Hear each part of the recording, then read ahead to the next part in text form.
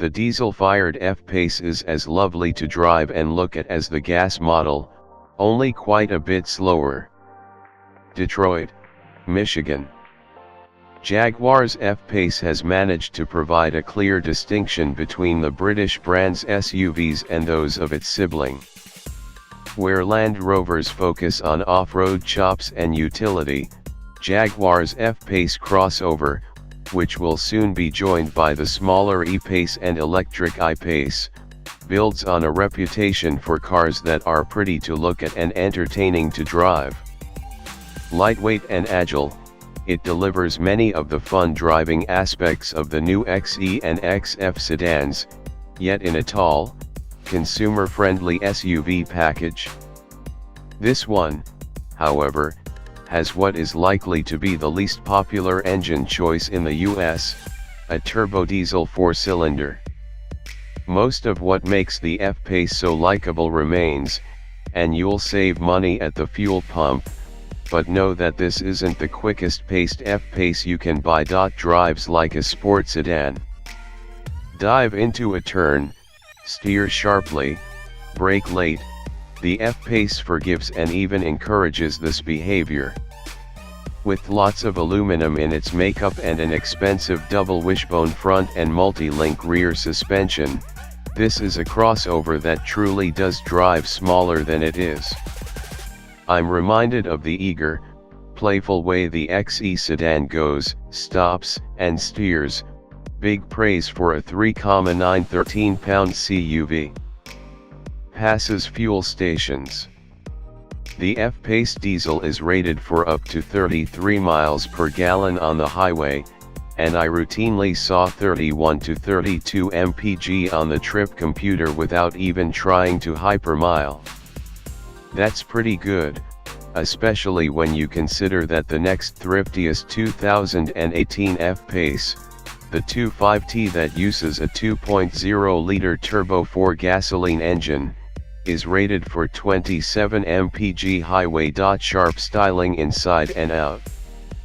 The F-Pace is really pretty, living up to the expectations laid down by the other curvy and shapely Jaguar designs. Crucially, it doesn't simply follow the mold of every other luxury crossover in this space. The same is true of the inside, where the handsome, understated cabin sparkles with high-quality materials in every direction. Bright and colorful infotainment screen. The 10.2-inch touchscreen, dubbed InControl Touch Pro, is lovely to look at and use. Its bright, colorful graphics are modern and easy to decipher, its functions and menus simple to use while driving. I'll admit that the Jag system is not always the quickest or most predictable in its response to finger pushes, but I still find it very appealing. Accelerates like a diesel. While its passing power might be formidable, thanks to a strong 318 pound-feet of torque, the F-Pace lumbers off the line. With just 180 horsepower on tap, it takes a claimed 8.2 seconds to reach 60 miles per hour. There's nothing particularly wrong with that, but note that the slowest gasoline-powered version will do the deed in 6.4 seconds, while the supercharged 3.0-liter V6 F-Pace will hit the benchmark in as little as 5.1 seconds. If outright acceleration matters to you, don't elect the diesel. Sounds like a diesel. Modern diesel engines have made huge strides in reducing the clattering noises and rumbling vibrations endemic to older ones. But the F-Pace's 4-cylinder is notably more diesel-like in its presentation than contemporary rivals, compared to the very nearly silent turbodiesel V6 in the Land Rover Discovery I recently drove. The Jag's engine is a noisemaker. Lots of performance trapped inside a confused body. Detroit, Michigan. Part sports car, part SUV, and part coupe, the BMW X6m attempts to blend several competing vehicle types into one body.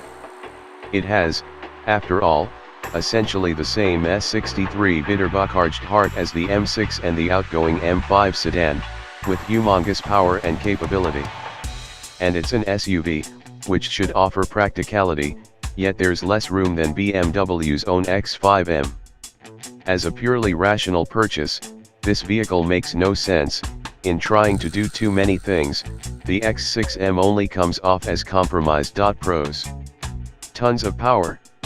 Twin-scroll turbos mounted within the valley of the engine spin up quickly and will deliver all 553 pound-feet of punch from just 2,200 RPM. At any engine speed, in fact, boost arrives near instantly. And with a total of 567 horsepower on offer, the 4.4-liter V8 makes ultra-swift work of pretty much any road you can find, punching hard at the merest nudge of the throttle. Configuration shortcut buttons. Like many modern performance cars, this BMW offers a plethora of modes for its components, 3 settings each for the engine, suspension, steering, and transmission. To make things easier, BMW lets you pre-program 2 modes that can instantly be selected by M1 and M2 buttons on the steering wheel.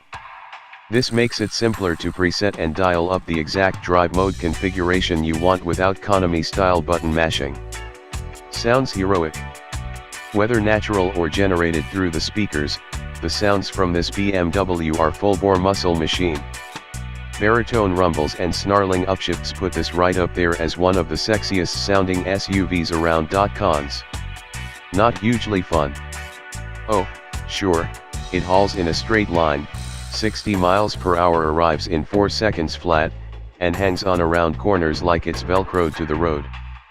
But what the X6m misses is that intangible spine-tingling sensation with which all good sports cars should electrify their drivers. There's not that much feeling of speed through the steering wheel, pedals, or the seat of my pants. The cabin is too cosseting and isolated to thrill me. The X6m is mighty capable, but it doesn't make me seek out the long way home. Reduced interior room. Perhaps you think the X6's profile is more attractive than the X5's. Otherwise, picking the X6m instead of its more traditionally shaped brother brings only compromises. Cargo room with the seats up falls from 35.8 to 26.6 cubic feet, rear leg and headroom each decline by an inch, and visibility rearward is worsens. One buys a sporty SUV because it combines performance and practicality, but the X6m compromises on that second aspect. Plain Jane looks. This is a 6-figure performance machine that can do 156 miles per hour, yet little from the outside really indicates that. Subtle nods like the quad exhausts and blue brake calipers do little to announce that you've got an SUV that can outrun a Camaro SS. Where's the visual drama? And this tester's bland red paint only accentuates the bloated mass of its rear haunches. Competitors: Jeep Grand Cherokee SRT, Mercedes-AMG GLE 63 S Coupe, Porsche Cayenne Turbo.